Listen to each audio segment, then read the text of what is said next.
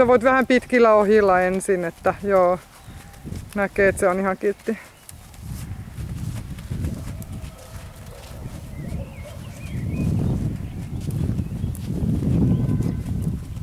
No kyllä sä voit ottaa ohjat sitten ja sitten sä voit nostaa sen laukka sit, kun sä oot ottanut ohjat vaikka.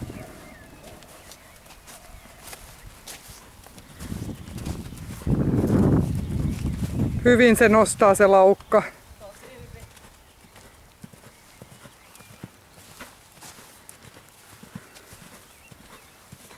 Okei, se sitten vielä ravi, harjoitusravi.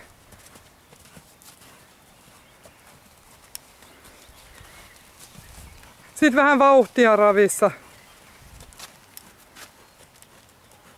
Joo, koska nyt se on ihan niinku puhtaan näköinen, kun sä et kevennä.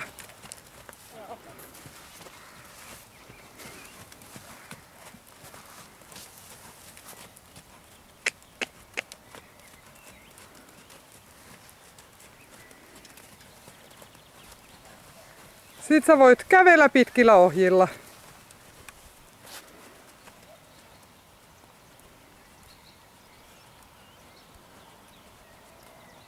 Pysäytä vaikka.